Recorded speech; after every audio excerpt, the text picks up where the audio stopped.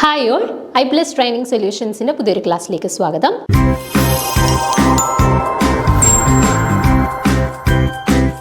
ഇന്ന് നമ്മൾ acid base theories ആണ് സ്റ്റാർട്ട് ചെയ്യാനായിട്ട് പോകുന്നത്. ഇതിൽ നമുക്ക് ആസിഡ് ബേസ് ടൈട്രേഷൻസിനെ കുറിച്ചിട്ടും അതുപോലെ ആസിഡ് ബേസ് ടൈട്രേഷൻസിൽ നമ്മൾ യൂസ് ചെയ്യുന്ന ഇൻഡിക്കേറ്റേഴ്സ്, ആ ഇൻഡിക്കേറ്റേഴ്സിൻ്റെ തിയറി, ഇത്രയും കാര്യങ്ങളാണ് നമുക്ക് ഈ ഒരു സെക്ഷനിൽ ഡിസ്കസ് ചെയ്യാനായിട്ടുള്ളത് കേട്ടോ.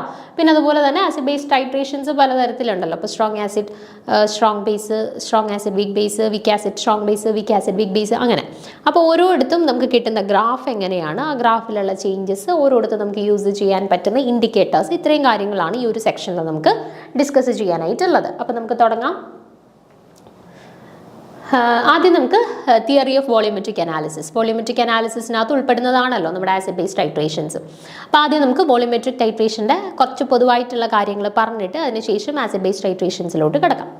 അപ്പോൾ നോക്കിക്കേ, volumetric analysis consists essentially in determining the volume of a solution of accurately known concentration which is required to react quantitatively with the solution of the substance being determined. അപ്പോൾ എന്താണ് വോളിയോമെട്രിക് അനാലിസിസ്? വോളിയോമെട്രിക് അനാലിസിസ് എന്ന് പറഞ്ഞാൽ it is an analysis technique used for the determination of the volume of a solution. ഒരു സൊല്യൂഷൻ്റെ volume ഡിറ്റർമിനേഷനുമായിട്ട് ബന്ധപ്പെട്ട് നമ്മൾ ചെയ്യുന്ന അനാലിസിസുകളെയാണ് volumetric titration എന്ന് പറയുന്നത്. Okay, volume of a solution of accurately known concentration which is required to react quantitatively with a solution of a substance being determined. അപ്പോൾ volumetric അനാലിസിസിനകത്ത് നമ്മൾ എന്താ ചെയ്യുന്നത്? വോളിയം അനാലിസിസ് ആണ്. ഓക്കെ, ആരുടെ ആയിരിക്കും വോളിയം അനാലിസിസ് നമ്മൾ ചെയ്യുന്നത്? നമുക്ക് ആക്യുറേറ്റ്ലി നോൺ കോൺസെൻട്രേഷൻ ഉള്ളത്, അപ്പം കൃത്യമായിട്ട് കോൺസെൻട്രേഷൻ അറിയാവുന്ന ഒരു സബ്സ്റ്റൻസിൻ്റെ വോളിയമാണ് നമ്മൾ കണ്ടെത്താനായിട്ട് വന്നത്. നമ്മൾ വോളിയോമെട്രിക് അനാലിസിസ് ഇപ്പോൾ +2 ചെയ്യുന്ന സമയത്ത് ഇങ്ങനെയല്ല ക്വസ്റ്റ്യൻ വരെ. Estimate the mass of NaOH in the whole of the given solution. You are provided with a standard solution of HCl of 3.7 gram എന്ന് പറഞ്ഞിട്ടല്ലേ തരിക. അപ്പം നമുക്കിവിടെ HClൻ്റെ വോളിയം നമുക്ക് കണ്ടുപിടിക്കണമെങ്കിൽ അതിൻ്റെ ഒരു കൃത്യമായിട്ടുള്ള കോൺസെൻട്രേഷൻ 3.7 gram per liter എന്ന് പറഞ്ഞിട്ട് നമുക്ക് ചോദ്യത്തിൽ തന്നിട്ടുണ്ടായിരിക്കും അല്ലേ. അപ്പോൾ അതാണ് പറഞ്ഞിട്ടുള്ളത് essentially determining the volume of a solution of accurately known concentration. Concentration കൃത്യമായിട്ട് അറിയാവുന്ന ഒരു സൊല്യൂഷൻ്റെ വോളിയമാണ് നമ്മൾ കണ്ടുപിടിക്കുന്നത് അല്ലേ. And which is required to react quantitatively with the solution of the substance being determined. അപ്പം നമുക്ക് അത് യൂസ് ചെയ്ത്, ആ വോളിയം യൂസ് ചെയ്തിട്ടാണ് പിന്നെ കൂടെ തന്നിട്ടുള്ള സബ്സ്റ്റൻസിൻ്റെ ക്വാണ്ടിറ്റേറ്റീവ് ഡിറ്റർമിനേഷൻ നമ്മൾ നടത്തുന്നത്, അല്ലെങ്കിൽ അവരുടെ എമൗണ്ട് ഓഫ് സബ്സ്റ്റൻസ് നമ്മൾ കണ്ടുപിടിക്കുക. Estimate the mass of NaOH in the whole of the given solution എന്ന് പറഞ്ഞിട്ടല്ലേ വരുന്നത്. അപ്പോൾ ആ മാസ് ഓഫ് NaOH നമ്മൾ കണ്ടുപിടിക്കുക എങ്ങനെയാണ്? കൃത്യമായിട്ടുള്ള എമൗണ്ട് ഓഫ് സബ്സ്റ്റൻസ് തന്നിട്ടുള്ള ഒരാളുടെ വോളിയം കണ്ടുപിടിച്ചു. ആ വോളിയം യൂസ് ചെയ്തുകൊണ്ടാണ് നമുക്ക് എമൗണ്ട് ഓഫ് സബ്സ്റ്റൻസ് അറിയത്തില്ല, അത്തരത്തിലുള്ള ഒരാളുടെ എമൗണ്ട് നമ്മൾ വോളിയോമെട്രിക് അനാലിസിസ് വഴി കണ്ടുപിടിക്കുന്നത്. ഓക്കെ, അപ്പോൾ സ്റ്റാൻഡേർഡ് സൊല്യൂഷൻസ് ഉണ്ട്. അതിൽ തന്നെ പ്രൈമറി സ്റ്റാൻഡേർഡ്സും സെക്കൻഡറി സ്റ്റാൻഡേർഡ്സും നമ്മുടെ വോളിയോമെട്രിക് അനാലിസിസുമായിട്ട് ബന്ധപ്പെട്ട് നമ്മൾ അറിഞ്ഞിരിക്കേണ്ട കുറച്ച് ടേംസ് ആണ്. അപ്പോൾ എന്താണ് ഈ standard solution, primary standard, secondary standard എന്നുള്ളതൊക്കെ നോക്കിക്കേ. A solution of a substance with accurately known strength is called standard solution. ഇപ്പം നമുക്ക് തന്നിട്ടുള്ള ഒരു സൊല്യൂഷൻ്റെ സ്ട്രെങ്ത് അവർ കൃത്യമായിട്ട് പറഞ്ഞിട്ടുണ്ട്, നമുക്കറിയാം ആ സൊല്യൂഷൻ്റെ സ്ട്രെങ്ത് ഇത്രയാണ് എന്നുള്ളത് കൃത്യമായിട്ട് അറിയാമെങ്കിൽ അത്തരത്തിലുള്ള സൊല്യൂഷനെയാണ് നമ്മൾ സ്റ്റാൻഡേർഡ് സൊല്യൂഷൻ എന്ന് പറയുക. Okay, A solution with non concentration. നമുക്ക് കോൺസെൻട്രേഷൻ്റെ വാല്യൂ അറിയാമെന്നുണ്ടെങ്കിൽ അങ്ങനെയുള്ള സൊല്യൂഷനെയാണ് നമ്മൾ സ്റ്റാൻഡേർഡ് സൊല്യൂഷൻ എന്ന് പറയുക. ഓക്കെ, അപ്പോൾ ഈ standard solution is prepared by dissolving an accurately weighed quantity of pure substance called primary standard and making up the solution to a definite volume. അപ്പോൾ നോക്കിക്കേ, എങ്ങനെയാണ് നമ്മൾ സ്റ്റാൻഡേർഡ് സൊല്യൂഷനെ പ്രിപ്പയർ ചെയ്യുക? A standard solution is prepared by dissolving an accurately weighed quantity of a pure substance called primary standard and making up the solution to a definite volume. നമ്മൾ ഇപ്പോൾ ഏത് സബ്സ്റ്റൻസിൻ്റെ ഒരു standard സൊല്യൂഷനാണോ എനിക്ക് പ്രിപ്പയർ ചെയ്യേണ്ടത്, ഞാൻ അതിൻ്റെ ഒരു കൃത്യമായിട്ടുള്ള ഒരു വെയിറ്റ് മെഷർ ചെയ്ത് അവരുടെ വെയിറ്റ് മെഷർ ചെയ്ത് എടുക്കുന്നു. ദെൻ അതിനെ എന്ത് ചെയ്യുന്നു? ഒരു പർട്ടിക്കുലർ എമൗണ്ട് ഓഫ് സൊല്യൂഷനകത്തോട്ട് ഡിസോൾവ് ചെയ്തിട്ട് നമുക്ക് ആവശ്യമായിട്ടുള്ള വോളിയത്തിലോട്ട് അതിനെ മാറ്റിയെടുക്കുന്നു. ഓക്കെ, അങ്ങനെയുള്ള സൊല്യൂഷനെയാണ് സ്റ്റാൻഡേർഡ് സൊല്യൂഷൻ. അതായത് കൃത്യം നമ്മൾ ചുമ്മാ കുറേ ഇപ്പോൾ NaOH എടുത്തിട്ട് വെള്ളത്തിൽ കലക്കിയിട്ട് ഇത് സ്റ്റാൻഡേർഡ് സൊല്യൂഷൻ ഓഫ് NaOH ആണ് എന്ന് പറയാൻ പറ്റുമോ? ഇല്ല. നമ്മൾ കൃത്യമായിട്ട് ആ NaOHൻ്റെ സ്റ്റാൻഡേർഡ് സൊല്യൂഷനാണ് പ്രിപ്പയർ ചെയ്യുന്നതെങ്കിൽ നമ്മൾ ആ NaOHൻ്റെ വെയിറ്റ് കൃത്യമായിട്ട് മെഷർ ചെയ്യുന്നു. ദെൻ അതിനെ വാട്ടറിൽ കൃത്യമായിട്ടുള്ള ഒരു പർട്ടിക്കുലർ എമൗണ്ട് ഓഫ് വോളിയത്തിൽ ഡിസോൾവ് ചെയ്തിട്ട് ആ സൊല്യൂഷനെ മേക്കപ്പ് ചെയ്യുന്നു. അങ്ങനെയാണ് നമ്മൾ സ്റ്റാൻഡേർഡ് സൊല്യൂഷൻസിനെ യൂഷ്വലി പ്രിപ്പയർ ചെയ്തെടുക്കുക. ഓക്കെ, അപ്പോൾ ഈ standard solution is prepared by dissolving an accurately weighed quantity of a pure substance called primary standard and making up the solution to a definite volume.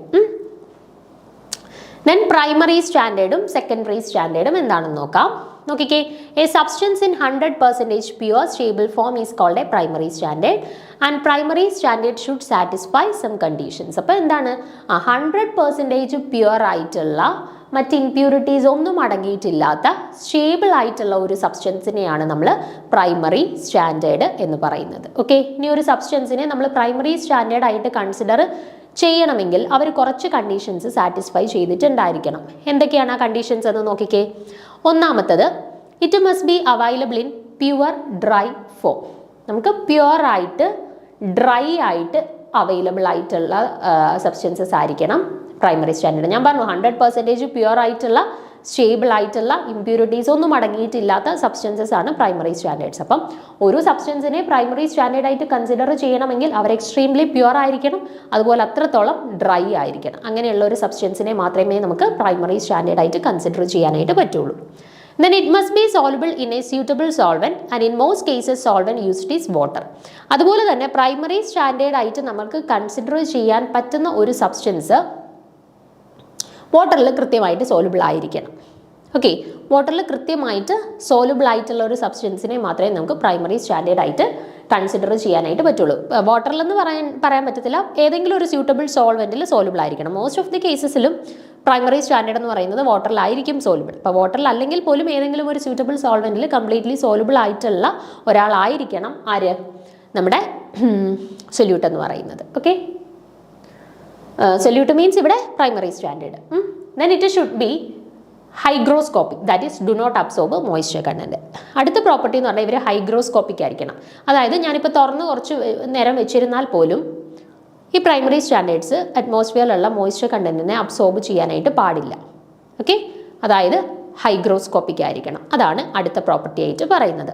Then it should not be oxidised by air or affected by carbon dioxide. അതുപോലെ തന്നെ നമ്മൾ പറഞ്ഞു hygroscopic ആയിരിക്കണം, moisture content absorb ചെയ്യാനായിട്ട് പാടില്ല എന്ന്. അതുപോലെ തന്നെ കുറച്ച് നേരം നമ്മളിപ്പോൾ എയറുമായിട്ട് തുറന്നു വെച്ചിരിക്കുകയാണ്, എയറിൽ കോണ്ടാക്ട് വരുന്ന രീതിയിൽ തുറന്നു വെച്ചിരുന്നാലും അത് എയറുമായിട്ട് റിയാക്ട് ചെയ്ത് ഓക്സിഡേഷൻ സംഭവിക്കുക, അവർക്ക് ഓക്സിഡേഷൻ സംഭവിക്കുകയോ അല്ലെന്നുണ്ടെങ്കിൽ കാർബൺ ഡയോക്സൈഡുമായിട്ട് കയറി റിയാക്ട് ചെയ്ത് ഫെർദർ പ്രോഡക്റ്റ് ഫോർമേഷൻ നടക്കുകയോ അങ്ങനെയൊന്നും ചെയ്യരുത് കേട്ടോ. ഓക്സിഡേഷൻ നടക്കരുത്. നമ്മൾ എയറുമായിട്ട് കോണ്ടാക്റ്റിൽ വന്നാൽ പോലും ഓക്സിഡേഷനുള്ള സാധ്യത തീരെ ഉണ്ടാവരുത്. അതാണ് അടുത്തൊരു പ്രോപ്പർട്ടി ആയിട്ട് പറയുന്നത് ഇവരുടെ. Then the reactions with a standard solution is instantaneous. നമുക്ക് ഈ പ്രൈമറി സ്റ്റാൻഡേർഡ് അല്ലെങ്കിൽ ഈ പ്രൈമറി സ്റ്റാൻഡേർഡ് യൂസ് ചെയ്ത് നമ്മൾ ചെയ്യുന്ന റിയാക്ഷൻസ് എന്ന് പറഞ്ഞാൽ ഇൻസ്റ്റന്റേനിയസ് റിയാക്ഷൻസ് ആയിരിക്കണം. അല്ലാതെ ഭയങ്കര ടൈം കൺസ്യൂമിങ് ആയിട്ട് നടക്കുന്ന റിയാക്ഷൻസ് ആവരുത്. ഇൻസ്റ്റന്റേനിയസ് ആയിട്ടുള്ള റിയാക്ഷൻസ് ആയിരിക്കണം നമ്മൾ പ്രൈമറി സ്റ്റാൻഡേർഡ് വെച്ചിട്ട് ചെയ്യുന്ന റിയാക്ഷൻസ്. ഓക്കെ, അപ്പോൾ ഇത്രയും കണ്ടീഷൻസ് സാറ്റിസ്ഫൈ ചെയ്തെങ്കിൽ മാത്രമേ നമുക്ക് അവരെ എന്തായിട്ട് കൺസിഡർ ചെയ്യാൻ പറ്റുള്ളൂ, ഒരു പ്രൈമറി സ്റ്റാൻഡേർഡ് ആയിട്ട് കൺസിഡർ ചെയ്യാൻ പറ്റുള്ളൂ. അപ്പോൾ എന്താണ് പ്രൈമറി സ്റ്റാൻഡേർഡ് എന്ന് പറഞ്ഞാൽ 100% പ്യുവർ ആയിട്ടുള്ള ഇംപ്യൂരിറ്റീസ് ഒന്നും അടങ്ങിയിട്ടില്ലാത്ത സ്റ്റേബിൾ ആയിട്ടുള്ള സബ്സ്റ്റൻസസിനെയാണ് നമ്മൾ പ്രൈമറി സ്റ്റാൻഡേർഡ്സ് ആയിട്ട് പറയുന്നത്. ദെൻ പ്രൈമറി സ്റ്റാൻഡേർഡ് ആയിട്ട് കൺസിഡർ ചെയ്യണമെങ്കിൽ അവർ കുറച്ച് കണ്ടീഷൻസ് സാറ്റിസ്ഫൈ ചെയ്തിട്ടുണ്ടായിരിക്കണം. എന്തൊക്കെയാണ് ആ കണ്ടീഷൻസ് നമ്മൾ പറഞ്ഞത്?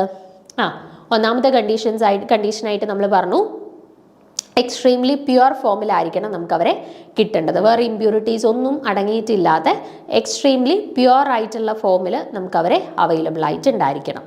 രണ്ടാമത് നമ്മൾ പറഞ്ഞു ഇവർ ഏതെങ്കിലും ഒരു സ്യൂട്ടബിൾ സോൾവെൻറ്റിൽ സോലുബിൾ ആയിരിക്കണം.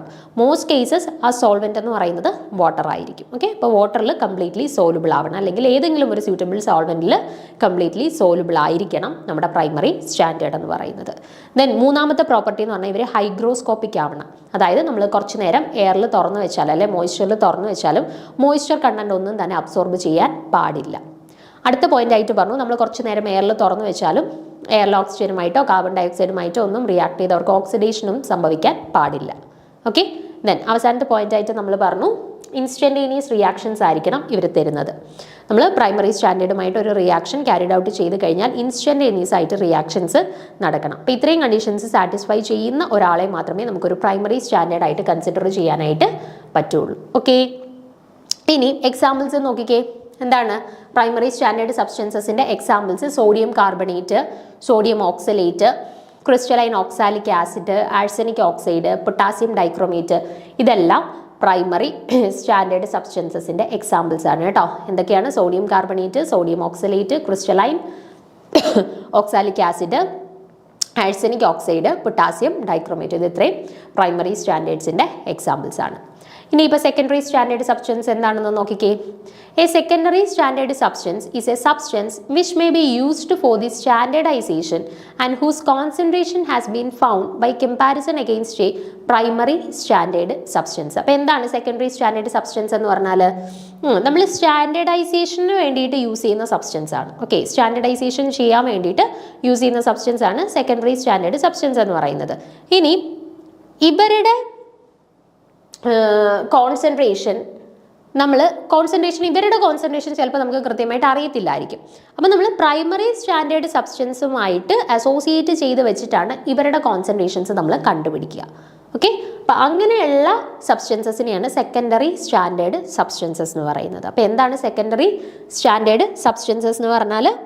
സെക്കൻഡറി സ്റ്റാൻഡേർഡ് സബ്സ്റ്റൻസ് എന്ന് പറഞ്ഞാൽ ഇവരുടെ കോൺസെൻട്രേഷൻസ് ഓൾറെഡി നോൺ അല്ലായിരിക്കും, പക്ഷേ പ്രൈമറി സ്റ്റാൻഡേർഡുകളെ യൂസ് ചെയ്ത് ഉൾപ്പെടുത്തിക്കൊണ്ട് അവരുടെ സഹായത്തോടു കൂടി നമ്മൾ ഇവരുടെ കോൺസെൻട്രേഷൻസ് കണ്ടുപിടിക്കുന്നു. അപ്പോൾ അത്തരത്തിലുള്ള ആളുകളെയാണ് സെക്കൻഡറി സ്റ്റാൻഡേർഡ് സബ്സ്റ്റൻസസ് എന്ന് പറയുന്നത്. ഓക്കെ, അപ്പോൾ സ്റ്റാൻഡേർഡൈസേഷന് വേണ്ടിയിട്ട് നമ്മൾ യൂസ് ചെയ്യുന്നവരാണ് സെക്കൻഡറി സ്റ്റാൻഡേർഡ് സബ്സ്റ്റൻസസ് എന്ന് പറയുന്നത്. എക്സാമ്പിൾസ് നോക്കിക്കേ. KMnO4, sodium thiosulphate, iodine, then crystal copper sulphate etcetera, ഇതെല്ലാം നമുക്ക് ഇതിൻ്റെ എക്സാമ്പിൾസ് ആയിട്ട് പറയാം. നമ്മൾ സ്റ്റാൻഡേർഡൈസേഷന് വേണ്ടിയിട്ട് യൂസ് ചെയ്യുന്ന ആളുകളെല്ലാം സെക്കൻഡറി സ്റ്റാൻഡേർഡ് സബ്സ്റ്റൻസിൻ്റെ എക്സാമ്പിൾസ് ആയിട്ട് പറയാം. ഇനി നമ്മൾ ആസിഡ് ബേസ്ഡ് ടൈട്രേഷൻസിലോട്ട് പോവുകയാണ്. അതിന് മുന്നേ നമുക്ക് ടൈട്രേഷൻസ് ജസ്റ്റ് ഒന്ന് പറഞ്ഞിട്ട് ടൈട്രേഷനകത്ത് ഇൻവോൾവ് ചെയ്യുന്ന ടൈട്രൻറ്റ്, ടൈട്രേറ്റ്, അവരുടെ കാര്യമൊക്കെ ഒന്ന് പറഞ്ഞിട്ട് ആസിഡ് ബേസ്ഡ് ടൈട്രേഷൻസിലോട്ട് പോവാം. അപ്പോൾ നോക്കാം. A process of adding A solution from A burette to the non-volume of a substance being determined until the reaction is just complete is called a titration. അപ്പോൾ എന്താണ് ടൈട്രേഷൻ എന്ന് പറഞ്ഞാൽ? adding a solution from a burette to the non-volume of a substance being determined until the reaction is just complete is called a titration. അപ്പോൾ നമ്മൾ usually ടൈട്രേഷനകത്ത് എന്താ ചെയ്തത്? Plus ടുവിനും ഡിഗ്രിക്കൊക്കെ നമ്മൾ titration ചെയ്ത സമയത്ത് നമ്മൾ എന്തായിരുന്നു ചെയ്തത്? നമ്മൾ ബ്യൂററ്റിൽ നിന്നും ഒരു സബ്സ്റ്റൻസിനെ, ഓക്കെ, ആ ബ്യൂററ്റിൽ നിന്ന് എടുക്കുന്ന സബ്സ്റ്റൻസിൻ്റെ കോൺസെൻട്രേഷൻ നോൺ കോൺസെൻട്രേഷൻ ആണ് അല്ലേ? അപ്പോൾ ബ്യൂററ്റിൽ നിന്നും നോൺ കോൺസെൻട്രേഷൻ ഉള്ള ഒരു സബ്സ്റ്റൻസിനെ നമ്മൾ കോണിക്കൽ ഫ്ലാസ്കിലോട്ട് ട്രാൻസ്ഫർ ചെയ്യും അല്ലേ? അപ്പോൾ കോണിക്കൽ ഫ്ലാസ്കിൽ ഓൾറെഡി ആരുണ്ട്? ഒരു ഫിക്സ്ഡ് വോളിയം ഉള്ള ഒരു സബ്സ്റ്റൻസ്, നമ്മൾ 20 ml ആണ് പിപ്പറ്റ് ഔട്ട് ചെയ്ത് കോണിക്കൽ ഫ്ലാസ്കിലോട്ട് ഒഴിക്കുന്നത്. അപ്പോൾ ഒരു ഫിക്സ്ഡ് വോളിയം ഉള്ള ആൾ കോണിക്കൽ ഫ്ലാസ്കിലുണ്ട്. അവരുടെ കോൺസെൻട്രേഷൻ നമുക്ക് അറിയുമോ? ഇല്ല. അതാണ് നമുക്ക് കണ്ടുപിടിക്കേണ്ടത് അല്ലേ? അപ്പോൾ ടൈട്രേഷനകത്ത് നമ്മൾ ബ്യൂററ്റിൽ നിന്നും ഒരു നോൺ കോൺസെൻട്രേഷൻ ഉള്ള ഒരു സബ്സ്റ്റൻസിനെ നമ്മുടെ കോണിക്കൽ ഫ്ലാസ്കിനകത്തോട്ട് ആഡ് ചെയ്യുന്നു. ഓക്കെ, കോണിക്കൽ ഫ്ലാസ്കിനകത്ത് ഓൾറെഡി ഫിക്സ്ഡ് വോളിയം ഉള്ള ഒരാളുണ്ട്, പക്ഷേ അയാളുടെ കോൺസെൻട്രേഷൻ നമുക്ക് അറിയത്തില്ല. അതാണ് നമുക്ക് കണ്ടുപിടിക്കേണ്ടത്. ഓക്കെ, അപ്പോൾ ഈ ഒരു ടെക്നിക്ക് വഴി ഈ ബ്യൂററ്റിൽ നിന്നുള്ള സബ്സ്റ്റൻസിനെ യൂസ് ചെയ്ത് ഈ കോണിക്കൽ ഫ്ലാസ്കിൽ എടുത്തിട്ടുള്ള അൺനോൺ കോൺസെൻട്രേഷനുള്ള ആളുടെ കോൺസെൻട്രേഷൻ കണ്ടുപിടിക്കുന്ന ആ ഒരു ടെക്നിക്കാണ് നമ്മൾ, അല്ലെങ്കിൽ ആ ഒരു പ്രോസസ്സാണ് നമ്മൾ ടൈട്രേഷനകത്ത് യൂഷ്വലി ചെയ്യുന്നത്. The analysis of this type is also known as titrometric analysis. The solution of accurately known strength is called a titrant, and the substance in solution to be determined is titrate. അപ്പം strength നമുക്ക് അറിയാവുന്ന ആളെ നമ്മൾ എന്തെന്ന് വിളിക്കും? ടൈട്രൻറ്റ് എന്ന് വിളിക്കും. And ഏതിൻ്റെ സ്ട്രെങ്ത് ആണോ നമുക്ക് കണ്ടുപിടിക്കേണ്ടത് അതിനെ നമ്മൾ ടൈട്രേറ്റ് എന്ന് വിളിക്കും. അപ്പോൾ ഇവിടെ ബ്യൂററ്റിൽ നമുക്ക് HCl എടുത്തു, HClൻ്റെ നോൺ കോൺസെൻട്രേഷൻ ആണ് എന്നുണ്ടെങ്കിൽ ആ ബ്യൂററ്റിൽ എടുത്തിട്ടുള്ള HClനെ നമുക്ക് ടൈട്രൻറ്റ് എന്ന് പറയാം. ദെൻ നമ്മൾ NaOHുമായിട്ടാണ് ടൈട്രേറ്റ് ചെയ്യുന്നത്. ആ NaOHൻ്റെ കോൺസെൻട്രേഷൻ എനിക്ക് അറിയത്തില്ല, അതാണ് നമുക്ക് കണ്ടുപിടിക്കേണ്ടതെങ്കിൽ ആ NaOHനെ നമുക്ക് എന്തെന്ന് വിളിക്കാം? ടൈട്രേറ്റ് എന്നും വിളിക്കാം. ഓക്കെ, അപ്പോൾ based on the reactions involve titrations R classified. Titrations തന്നെ പലതരത്തിലുണ്ട്. ആസിഡ് ബേസ്ഡ് ടൈട്രേഷൻ മാത്രമാണോ? അല്ല, ആസിഡ് ബേസ്ഡ് ടൈട്രേഷൻസ് ഉണ്ട്, റിഡോക്സ് ടൈട്രേഷൻസ് ഉണ്ട്, കോംപ്ലക്സോമെട്രിക് ടൈട്രേഷൻസ് ഉണ്ട്, പ്രസിപ്പിറ്റേഷൻ ടൈട്രേഷൻസ് ഉണ്ട്, അങ്ങനെ പലതരത്തിലുള്ള ടൈട്രേഷൻസ് ഉണ്ട്. അതിൽ നമ്മുടെ സിലബസിൽ നമുക്ക് ഇവിടെ പഠിക്കാനായിട്ട് കൊടുത്തിട്ടുള്ളത് ആസിഡ് ബേസ് ടൈട്രേഷൻസ് മാത്രമേ ഉള്ളൂ. ആസിഡ് ബേസ് ടൈട്രേഷൻസ് അവിടെ നമ്മൾ യൂസ് ചെയ്യുന്ന ഇൻഡിക്കേറ്റേഴ്സ്, അതിൻ്റെ തിയറീസ്, ഇത്രയും കാര്യങ്ങൾ മാത്രമേ ഉള്ളൂ നമുക്ക് നമ്മുടെ ഈ ഒരു ചാപ്റ്ററിൽ ഈ ഒരു സിലബസിൽ കൊടുത്തിട്ടുള്ളത്. അപ്പോൾ നമുക്ക് ആസിഡ് ബേസ് ടൈട്രേഷൻ ആണ് ഇവിടെ ഹൈലൈറ്റ് ചെയ്ത് പഠിക്കേണ്ടത്. അപ്പം സ്റ്റാർട്ട് ചെയ്യാം. ആദ്യം നമുക്ക് theory of acid base titrations, acid base ടൈട്രേഷൻസിൻ്റെ അതുമായിട്ട് റിലേറ്റ് ചെയ്തിട്ടുള്ള കുറച്ച് തിയറി പോർഷൻസ് പറയാം. അതിനുശേഷം ഇൻഡിക്കേറ്റേഴ്സിലും മറ്റു കാര്യങ്ങളിലോട്ടും പോവാം. അപ്പോൾ നോക്കിക്കേ, in acid base titrations the solutions of alkali are titrated against standard solutions or vice versa. അപ്പോൾ ആസിഡ് ബേസ് ടൈട്രേഷൻസിനകത്ത് നമ്മൾ എന്താ ചെയ്യുക, അല്ലെങ്കിൽ എങ്ങനെയാണ് നമ്മൾ ടൈട്രേഷൻസ് ക്യാരിഡ് ഔട്ട് ചെയ്യുക? Solutions of alkali titrated against standard solutions or vice versa. അപ്പോൾ ആസിഡ് ബേസ് ടൈട്രേഷൻസിനകത്ത് നമ്മൾ ആൽക്കലിയെ ടൈട്രേറ്റ് ചെയ്യിക്കുക. ആരെ യൂസ് ചെയ്ത്? Standard solution of acid use ചെയ്തിട്ട് ടൈട്രേറ്റ് ചെയ്യുന്നു. അല്ലെന്നുണ്ടെങ്കിൽ നമുക്ക് ആസിഡിനെ, സൊല്യൂഷൻസ് ഓഫ് ആസിഡിനെ ടൈട്രേറ്റ് ചെയ്യാം. ആരെ യൂസ് ചെയ്തിട്ട്?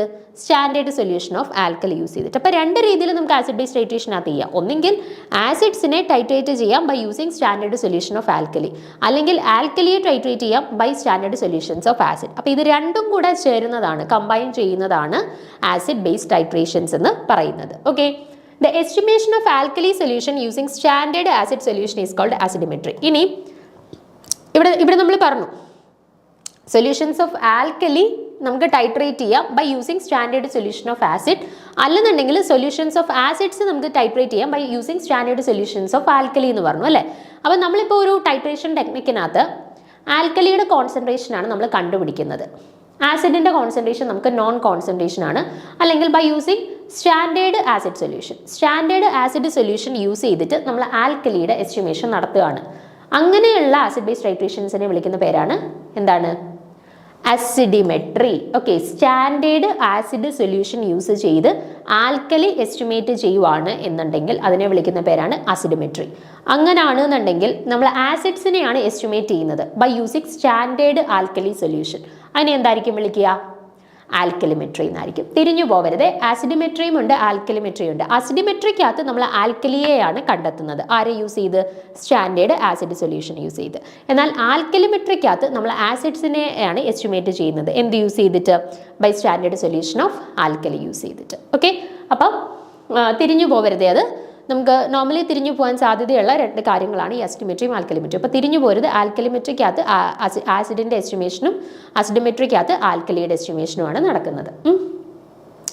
The chemical reaction involved in acid-base titration is known as neutralization reaction. അല്ലേ? ആസിഡ് ബേസ് ടൈട്രേഷനകത്ത് യൂഷ്വലി നടക്കുന്നത് എന്താ? ഒരു ആസിഡിലേക്ക് നമ്മൾ ബേസ് ഒഴിച്ചാലും അല്ലെങ്കിൽ ബേസിലേക്ക് നമ്മൾ ആസിഡ് ഒഴിച്ചു കഴിഞ്ഞാലും അവിടെ നമ്മളൊരു ഇൻഡിക്കേറ്റർ യൂസ് ചെയ്ത് കളർ ചേഞ്ച് വെച്ചിട്ടാണ് എൻ പോയിന്റ് ഒക്കെ ഡിറ്റർമൈൻ ചെയ്യുന്നത് അല്ലേ. അപ്പോൾ കളർ ചേഞ്ച് യൂഷ്വലി സംഭവിക്കുന്നത് എപ്പോഴാണ്? ഒരു ആസിഡും ബേസും അല്ലേ ആഡ് ചെയ്യുന്നത്. അപ്പോൾ ന്യൂട്രലൈസേഷൻ നടക്കുന്നത് എപ്പോഴാണോ അപ്പോഴാണ് കളർ ചേഞ്ച് നമുക്ക് ഒബ്സർവ് ചെയ്യാൻ പറ്റുന്നത്. അപ്പോഴാണ് നമ്മൾ എൻ പോയിന്റ് ഡിറ്റർമിനേഷൻ നടത്തുന്നത് അല്ലേ. അപ്പോൾ യൂഷ്വലി ആസിഡ് ബേസ് ടൈട്രേഷനകത്ത് നമുക്ക് ന്യൂട്രലൈസേഷൻ ആണ് ഓവറോൾ ഫിനോമിന, അല്ലെങ്കിൽ ഓവറോൾ പ്രിൻസിപ്പിൾ എന്ന് പറയുന്നത് ന്യൂട്രലൈസേഷൻ ആണ്. ആസിഡും ബേസിനെയും തമ്മിൽ പരസ്പരം ആഡ് ചെയ്യുകയാണ്. അപ്പോൾ എന്തായാലും അവർക്കിടയിൽ എന്ത് നടക്കും? ന്യൂട്രലൈസേഷൻ റിയാക്ഷൻ നടക്കും. അപ്പോൾ ന്യൂട്രലൈസേഷനെ ബേസ് ചെയ്തിട്ടാണ് നമ്മളിവിടെ എൻ പോയിന്റ് ഡിറ്റർമിനേഷൻ നടത്തുന്നത്. The neutralization involves the combination of H3O+ ions with OH- ions to form water.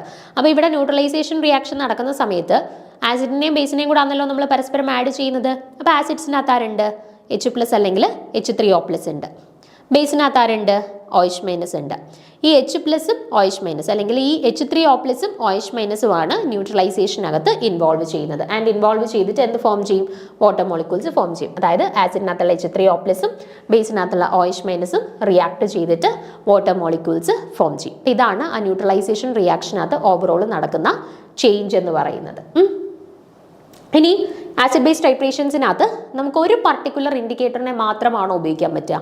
നമ്മൾ വോളിമെട്രിക് അനാലിസിസ് അല്ലെങ്കിൽ ആസിഡിമെട്രി ചെയ്യുന്ന സമയത്ത്, അല്ലെങ്കിൽ ആസിഡ് ബേസ് ടൈട്രേഷൻസ് ചെയ്യുന്ന സമയത്ത് ഫിനോഫ്തലിനെ മാത്രമേ നമ്മൾ ഇൻഡിക്കേറ്ററായിട്ട് യൂസ് ചെയ്യുന്നുള്ളൂ? ഇല്ല, നമ്മൾ ലാബിൽ കൂടുതൽ ചെയ്യുന്ന സമയത്ത് തന്നെ ഫിനോഫ്തലിനാണ് കൂടുതൽ യൂസ് ചെയ്യുന്നത്. ഫിനോഫ്തലിൻ കൂടാതെ മീഥൈൽ ഓറഞ്ച് വെച്ചിട്ട് നമ്മൾ ചെയ്യാറുണ്ട്. പക്ഷേ ഈ ഫിനോഫ്തലിനും മീഥൈൽ ഓറഞ്ചും മാത്രമാണോ നമുക്ക് ആസിഡ് ബേസ് ടൈട്രേഷൻസിൽ യൂസ് ചെയ്യാൻ പറ്റുക? അല്ല, നമുക്ക് large number of titration indicators നമുക്ക് യൂസ് ചെയ്യാൻ പറ്റും. പിന്നെ നമുക്ക് ഇഷ്ടമുള്ള പോലെ ഇഷ്ടമുള്ള റിയാക്ഷൻസിനകത്ത് ഇഷ്ടമുള്ള ഇൻഡിക്കേറ്റേഴ്സ് യൂസ് ചെയ്യാൻ പറ്റുമോ? അതില്ല. ഒരു പർട്ടിക്കുലർ റിയാക്ഷൻസിൽ യൂസ് ചെയ്യുന്ന ഇൻഡിക്കേറ്ററിനെ ചിലപ്പോൾ നമുക്ക് വേറൊരു പർട്ടിക്കുലർ ആളുകളുടെ കേസിൽ നമുക്ക് യൂസ് ചെയ്യാനായിട്ട് പറ്റത്തില്ല. ഓക്കെ, അപ്പോൾ ഏത് പി എച്ചിലാണോ എൻ പോയിന്റ് ഒബ്റ്റെയിൻ ചെയ്യുന്നത് ആ പി എച്ചിന് കറസ്പോണ്ടിങ് ആയിട്ടുള്ള ഇൻഡിക്കേറ്റേഴ്സിനെ മാത്രമേ നമുക്ക് ഓരോ ആസിഡ് ബേസ് ടൈട്രേഷനിലും ഉപയോഗിക്കാനായിട്ട് പറ്റുള്ളൂ. അപ്പോൾ അതാണ് ഇനി ആസിഡ് ബേസ് ടൈട്രേഷൻസ് ആൻഡ് ഇൻഡിക്കേറ്റേഴ്സിനകത്ത് നമ്മൾ പറയാനായിട്ട് പോകുന്നത്. അപ്പോൾ നോക്കിക്കേ, during the process of an acid base titration the pH of a solution changes. അപ്പോൾ നമ്മൾ യൂഷ്വലി ഒരു ആസിഡ് ബേസ് ടൈട്രേഷൻ നടത്തുന്ന സമയത്ത് സൊല്യൂഷൻ്റെ പി എച്ച് എന്തായാലും ചേഞ്ച് ചെയ്യുമല്ലോ. എന്തുകൊണ്ടാണ്? ആസിഡിനകത്ത് H3O+ ഉണ്ട്, ബേസിനകത്ത് OH- ഉണ്ട്. അപ്പോൾ ഇവർ തമ്മിൽ ന്യൂട്രലൈസേഷൻ റിയാക്ഷനിൽ പങ്കെടുക്കുകയാണ്.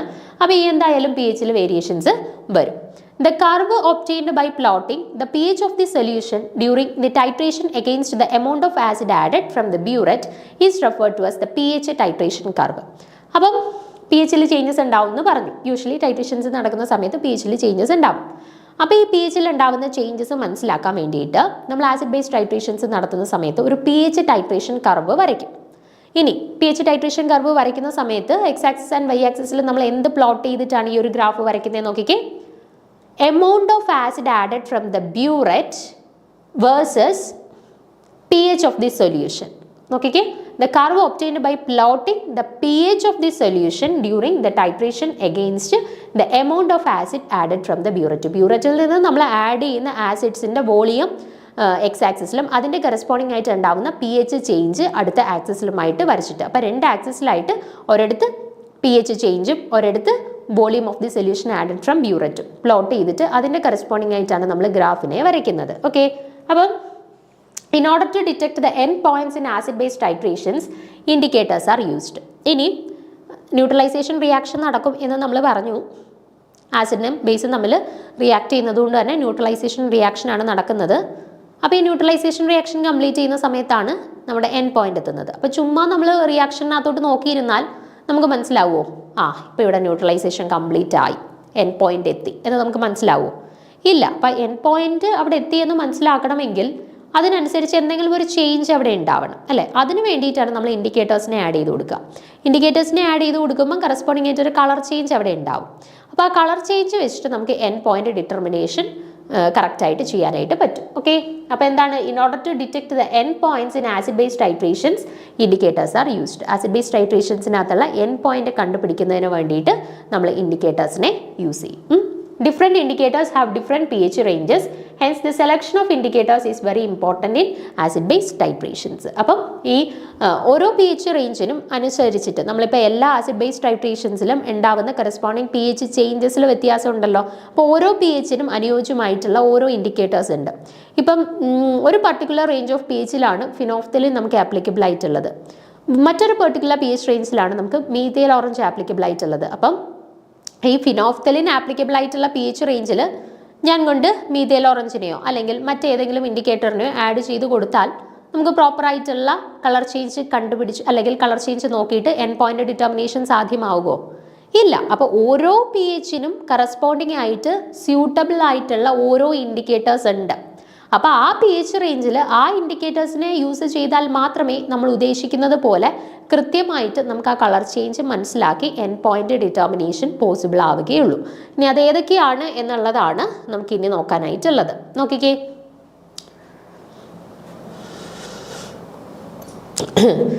ഇവിടെ നമ്മൾ കോമൺ ആയിട്ട് യൂസ് ചെയ്യുന്ന കുറച്ച് ഇൻഡിക്കേറ്റേഴ്സിൻ്റെ പേര് കൊടുത്തിട്ടുണ്ട്. Methyl violet, thymol blue, methyl yellow, methyl orange, bromo cresol green, methyl red, chlorophenol red, bromo thymol blue, phenol red, cresol purple, then thymol blue, phenolphthalein, then thymolphthalein, then alizarin yellow, indigo, carmine. അപ്പോൾ ഇത്രയുമാണ് നമ്മൾ general ആയിട്ട് use ചെയ്യുന്ന കുറച്ച് indicators. അതിനകത്ത് methyl orange ഉണ്ട്, ഫിനോഫ്തലിനുണ്ട്. Okay, അപ്പോൾ ഇത്രയും ആളുകളുടെ കറസ്പോണ്ടിങ് ആയിട്ടുള്ള പി എച്ച് റേഞ്ചസ് കൊടുത്തിട്ടുണ്ട്. ഇതെല്ലാം ഒന്ന് കാണാതെ പഠിക്കണം. നിങ്ങൾ മീഥൈൽ ഓറഞ്ചിൻ്റെ നോക്കി വെച്ചേക്കുക, ദെൻ ഫിനോഫ്തലിൻ്റെ നോക്കി വെച്ചേക്കുക, ദെൻ ഈ തൈമോൾ ബ്ലൂ നോക്കി വെച്ചേക്കുക, ദെൻ മീഥൈൽ റെഡ് നോക്കി വെച്ചേക്കുക. ദെൻ തൈമോൾ ബ്ലൂ നോക്കി വെച്ചേക്കുക. ഓക്കെ, അറ്റ്ലീസ്റ്റ് ഞാൻ ഈ പറഞ്ഞിട്ടുള്ള ഈ 5 പേരുടെ pH റേഞ്ചും ആസിഡിലും ബേസിലും അവർ കാണിക്കുന്ന കളർ ചേഞ്ച് ഒന്ന് നോക്കി വെച്ചേക്കേ. ഒന്നാമത്തേത് തൈമോൾ ബ്ലൂ. തൈമോൾ ബ്ലൂവിൻ്റെ pH റേഞ്ച് എന്ന് പറഞ്ഞാൽ ഏകദേശം 1.2 to 2.8 pH റേഞ്ചിൽ ഇവർ ആക്റ്റീവായിട്ട് കാണുള്ളൂ. ഓക്കെ, അതിൽ ആസിഡ് സൊല്യൂഷനാണ് നമ്മൾ തൈമോൾ ബ്ലൂവിനെ ആഡ് ചെയ്യുന്നതെങ്കിൽ ആസിഡ് സൊല്യൂഷനിൽ അവർ റെഡ് കളറിലിരിക്കും. ഓക്കെ, തൈമോൾ ബ്ലൂ എന്ന് കേൾക്കുമ്പോൾ നമ്മൾ യൂഷ്വലി വിചാരിക്കും ബ്ലൂ കളറിലാണെന്ന്. അല്ല, ആസിഡ് സൊല്യൂഷനിൽ അവർ റെഡ് കളറിലാണ് കാണുന്നത്. ആൻഡ് ബേസിക് സൊല്യൂഷനിലാണെന്നുണ്ടെങ്കിൽ അവർ യെല്ലോ കളറിലുമാണ് കാണുന്നത്. ഓക്കെ, ഇനി രണ്ടാമത്തത് മീഥൈൽ ഓറഞ്ച്.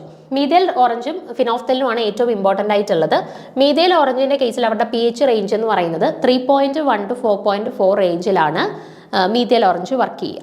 ഓക്കെ, മീഥൈൽ ഓറഞ്ചിൻ്റെ കേസിലെ pH റേഞ്ച് എന്ന് പറയുന്നത് 3.1 to 4.4 റേഞ്ച് ആണ്.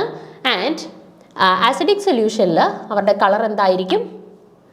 ആസിഡിക് സൊല്യൂഷനിൽ അവരുടെ കളർ റെഡ് ആയിരിക്കും. ആൻഡ് ബേസിക് സൊല്യൂഷനിൽ അവരുടെ കളർ എന്തായിരിക്കും? യെല്ലോ ആയിരിക്കും.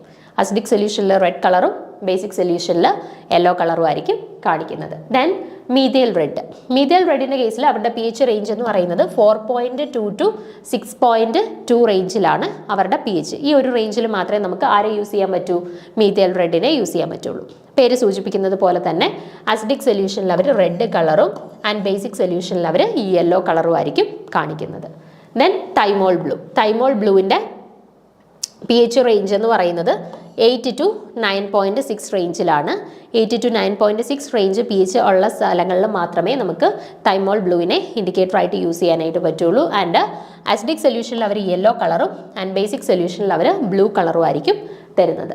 Then phenolphthalein. ഫിനോഫ്തലിൻ 8 to 9.8 റേഞ്ചിലാണ് അവരുടെ pH റേഞ്ച് വരുന്നത്. ആ റേഞ്ചിൽ മാത്രമേ നമുക്ക് യൂസ് ചെയ്യാൻ പറ്റുള്ളൂ. ദെൻ ആസിഡിക് സൊല്യൂഷനിൽ നമുക്കറിയാം അവർ കളർലെസ് ആണ്. ആൻഡ് ബേസിക് സൊല്യൂഷനിൽ അവർ പിങ്ക് കളറാണ്. അപ്പോൾ നിങ്ങൾ ഇമ്പോർട്ടൻ്റ് ആയിട്ടും മീഥൈൽ ഓറഞ്ചിൻ്റെയും ഫിനോഫ്തലിൻ്റെയും pH റേഞ്ചും അവരുടെ കളർ ചേഞ്ചസും നോട്ട് ചെയ്ത് വെച്ചേക്കുക. മീഥൈൽ ഓറഞ്ചിൻ്റെ കേസിൽ 3.1 to 4.4 ആണ് അവരുടെ ആക്റ്റീവായിട്ടുള്ള pH റേഞ്ച് എന്ന് പറയുന്നത്. അതിൽ റെഡ് കളർ ആയിരിക്കും അവർ ആസിഡിക് സൊല്യൂഷനിൽ തരുന്നത്. ആൻഡ് ഒരു യെല്ലോ കളർ ആയിരിക്കും അവർ ബേസിക് സൊല്യൂഷനിൽ തരുന്നത്. ദെൻ അതുപോലെ തന്നെ ഫിനോഫ്തലിൻ്റെ കേസിൽ ഒരു 8 to 9.8 റേഞ്ചിലാണ് അവരുടെ pH റേഞ്ച്, അവർ ആക്റ്റീവ് ആയിട്ടുള്ള pH റേഞ്ച് എന്ന് പറയുന്നത്. ദെൻ ആസിഡിക് സൊല്യൂഷനിൽ അവർ കളർലെസ് ആയിരിക്കും. ആൻഡ് ബേസിക് സൊല്യൂഷനിൽ അവർ പിങ്ക് കളറിലും ആയിരിക്കും കണ്ടുവരുന്നത്. റെഡ് അല്ല, പിങ്ക് ആണ്. പിങ്ക് അല്ലെങ്കിൽ ഒരു പേർപ്പിൾ കളർ. അപ്പോൾ ഇനി നമുക്ക് ടൈട്രേഷൻ കർവ്സ് ആണ്. Strong acid strong base, strong acid weak base, weak acid weak base, weak base strong acid. ഈ 4 കേസസിലെ ടൈട്രേഷൻ കർവുകൾ വരച്ചിട്ട് അതിൽ pH ചേഞ്ച് ഉണ്ടാവുന്ന ഏരിയ മനസ്സിലാക്കിയിട്ട് അതിന് അനുയോജ്യമായിട്ടുള്ള ഇൻഡിക്കേറ്റേഴ്സിനെ കണ്ടുപിടിക്കുക. അത് കുറച്ച് ലെങ്തി ആയിട്ട് നമുക്ക് എക്സ്പ്ലെയിൻ ചെയ്യേണ്ട കാര്യമാണ്. സോ അത് നമുക്ക് അടുത്തൊരു സെക്ഷനിൽ ഡീറ്റെയിൽ ആയിട്ട് ഡിസ്കസ് ചെയ്യാം. Okay, thank you.